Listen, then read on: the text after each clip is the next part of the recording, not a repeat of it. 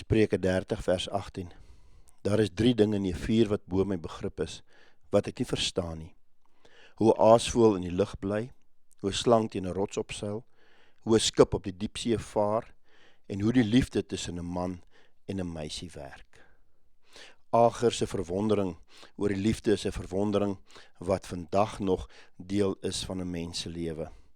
'n Mens dink jy raak verlief en jy vorm 'n verhouding en dit is sommer so, terwyl bitter min van ons besef dat die verhoudings wat ons in ons volwasse jare vorm, is 'n direkte gevolg van die verhoudings wat ons gevorm het terwyl ons kinders was. Jou kindergehechtheid is die bron van jou volwasse verhoudingsdrama. Daar is 'n direkte verband in die mate waarin kinders hulle gehechtheid vorm aan hulle primêre versorger en die tipe verhoudings wat hulle aangaan later in hulle lewe. Die hoogste doel van hierdie verhoudings wat ons het later in ons lewe is om die tekortkominge en die seer wat ons in ons kindertyd gekry het te kan aanspreek. Ons gebruik letterlik die volwasse verhoudings om dit wat ons gemis het in ons kinderverhoudings reg te stel. Deur ons volwasse verhoudings kom daar dan heling en kry ons geleentheid om ons potensiaal ten volle te kan uitleef. Wanneer 'n mens kyk na 3 soorte verhoudings, dan sien mens dit is patroonmatig en dit is dieselfde in volwasse verhoudings as wat dit is op die wyse waarop jy as kind die verhouding gevorm het. Die eerste patroon is die veiligheidspatroon waarin jy as kind veilig voel in die verhouding, gekoester voel in die verhouding en dan 'n vertroue het in die persone rondom jou, vernaam jou primêre versorger. Dit is gewoonlik persone wat later in hulle lewe gemaklik is met 'n intieme, veilige, naby verhouding.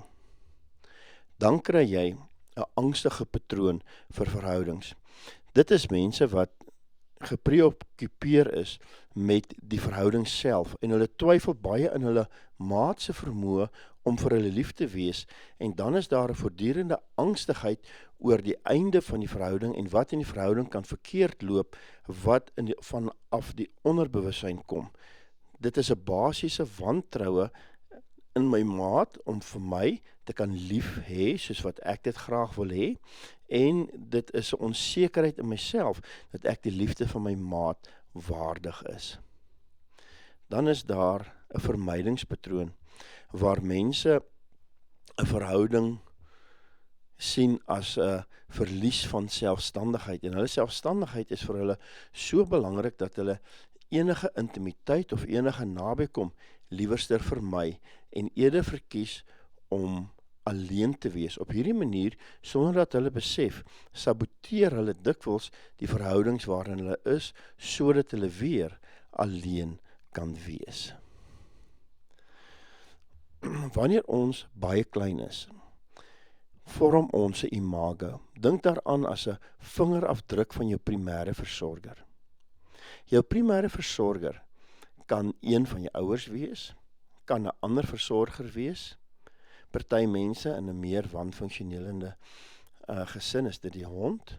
En dan is daar 'n baie klein groep wat sê, weet jy, hulle weet nie wie hulle primêre versorger is nie. En dan is daar 'n vingerafdruk van daardie primêre versorger wat op jou onderbewussyn gaan lê. En daardie vingerafdruk bevat die positiewe en die negatiewe eienskappe van daardie primêre versorger. Jy vertrou jou primêre versorger. Wanneer jy nou deur die lewe gaan en jy ontmoet mense, dan noodwendig meet jy hulle binne enkele sekondes van die eerste ontmoeting af op hierdie vingerafdruk van jou primêre versorger. Die wat nie pas nie is mense en wie jy 'n wantroue het. Selfs het hulle niks verkeerd gesê of niks verkeerd gedoen nie.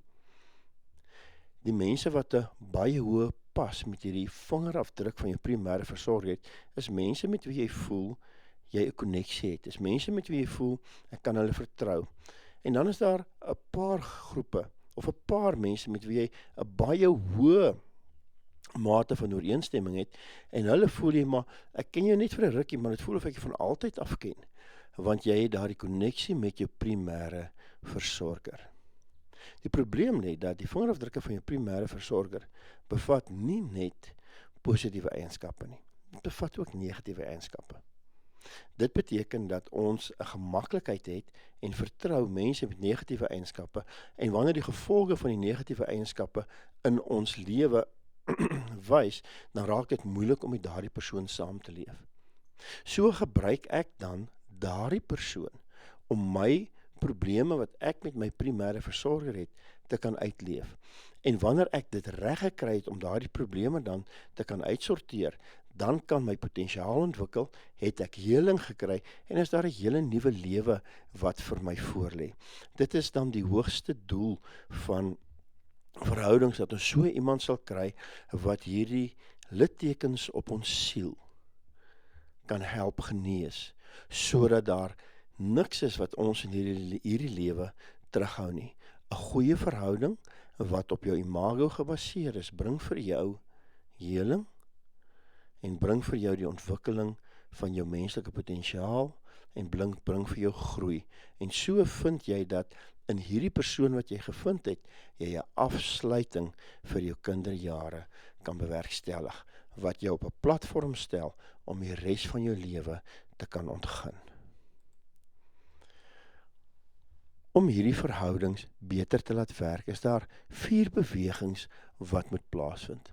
Die eerste is 'n beweging van jouself in terme van jou selfsugtige identiteit na 'n ons gevoel. Dit is egter belangrik dat 'n mens sal verstaan onder ons dat dit 2 begrensde individue is wat die ons opmaak. Dit is nie soos 'n geval van dat die individu opgelos word en nie meer teenwoordig is en nie meer geonderskei kan word van die ons nie.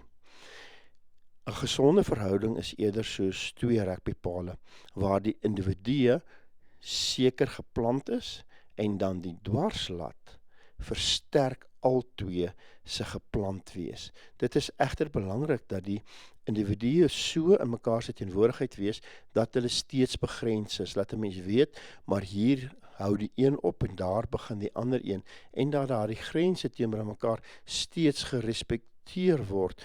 Dit is die geheim van 'n sterk verhouding. 'n Mens kan letterlik dink aan 2 spoorlyne wat parallel met mekaar loop, maar onlosmaaklik aan mekaar verbind is in dieselfde rigting in beweeg.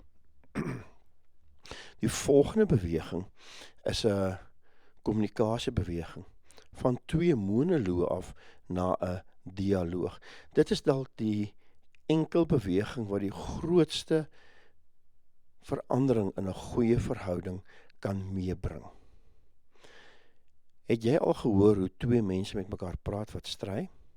Dit is 2 monoloë. Die een vertel sy kant en die ander een vertel haar kant, en die 2 kante kan nie by mekaar uitkom nie.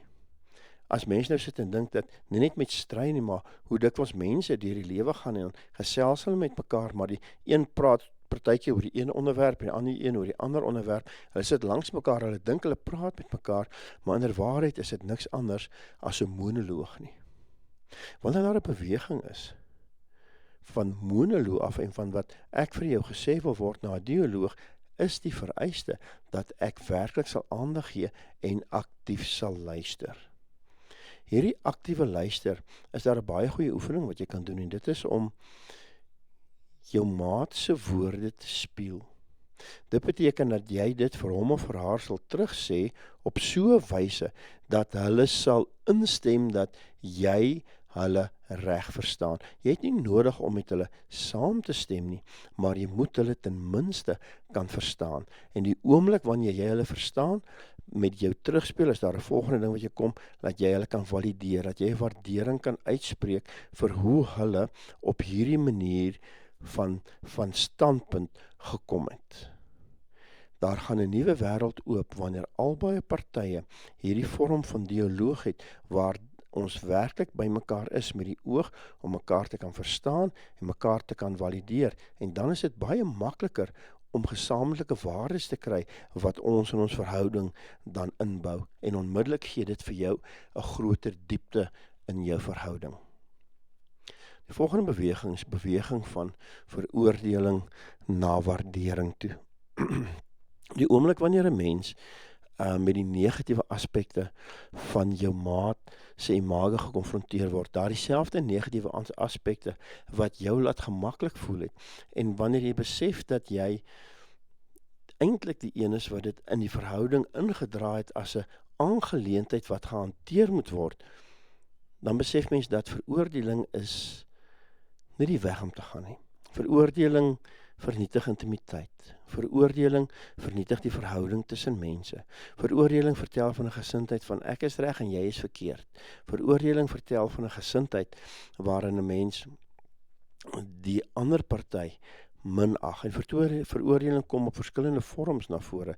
Daar is die direkte veroordeling, maar dan is daar ook die woordelikse veroordeling, sarkasme, negatiewe gedrag soos om mekaar te ignoreer, wat alles 'n manier van veroordeling en straf is wat die intimiteit tussen mense vernietig. In steede daarvan, wanneer daar met werklike dialoog is, kan daar waardering gevorm word vir die waarde en die bydrae wat jou maat tot hierdie verhouding bring. Dit is 'n groot kopskuif om te maak. Wanneer daar probleme is wat gehanteer moet word, en jy wil beweeg van veroordeling na waardering. Dit is egter die nodigste een wat gemaak moet word. Een van die aspekte van verhoudings wat die toets van die tyd deurstaan het, is juis dat waardering in sulke verhoudings hoog is. En daarom is waardering belangrik om aktief uitgespreek te word. Die volgende een is 'n beweging van negatiewe emosie na positiewe emosie toe. Sit en dink vir 'n oomblik aan 'n filter van wat deurgelaat word en wat teruggelaat word. Hoe het jou filter gelyk aan die begin van die verhouding? In die begin van die verhouding is baie van die dinge wat negatiewe emosie skep, is dit geïgnoreer, is dit verkleineer, en is die dinge wat behou is. Dit wat die positiewe emosie skep. Sodra daar 'n worsteling kom in 'n verhouding, dan draai daar die filter om. Dan ewe skielik word alles wat die negatiewe emosie skep, word dit behou en word die positiewe laat gaan. Dit is 'n natuurlike proses wat daartoe lei dat mense se verdedigingsmeganismes geaktiveer word. En ewe skielik voel elke persoon, maar ek moet my plek in hierdie verhouding verdedig. En jy het op hierdie manier teestanders vir mekaar geword. Dit is baie, baie belangrik dat 'n mens daardie filter weer sal omruil. Doen wat jy weer aan die begin gedoen het. Kry weer waardering vir die positiewe emosie. Stel dit, doen dit en maak die positiewe emosie filter die standaard filter van die verhouding. Dit neem nie weg dat daar negatiewe elemente is nie, maar die negatiewe elemente word hanteer en word laat gaan. Sit en dink vir 'n oomblik, wat wil jy permanent maak in die verhouding? Baie mense wil die negatiewe goed permanent maak in die verhouding, en dit lei dan noodwendig tot die einde van die verhouding. Want sit en dink nou, as mense 'n negatiewe aspek maak en maak dit die basis permanente lyn van die verhouding, daar gebeur iets positief, dan gaan jy die positiewe ding net vir 'n dag lank waardeer en dan gaan jy dit laat gaan en dan gaan jy sê, maar ons is terug by die negatiewe verhouding wat ons gehad het, met die baie negatiewe emosie wat dit dra. Ruil die filter net om en kry die positiewe elemente van die verhouding, wat die positiewe emosie skep. Dit is die basislyn van die verhouding, en daardie dinge wat dan 'n negatiewe emosie wek, dit is die dinge wat tydelik is, wat verbygaande aard is, sodat jou emosie oor tyd 'n langer positiewe ervaring vir jou sal wees. Hierdie 4 bewegings lei jou nie net tot 'n beter verhouding in die sin van dit voel beter, dit lei jou tot 'n meer intieme verhouding wat dit uitloop in 'n kameraadskap waarin jy voel, weet jy wat, ek is in hierdie lewe beter af en beter toegerus met die verhouding as wat ek daarsonder sou gewees het. In so 'n verhouding sit daar vir jou genesing. In so 'n verhouding sit daar vir jou die ontwikkeling van jou potensiaal. In so 'n verhouding sit daar vir jou nabyheid, iets van die gawe wat die Here vir jou gee.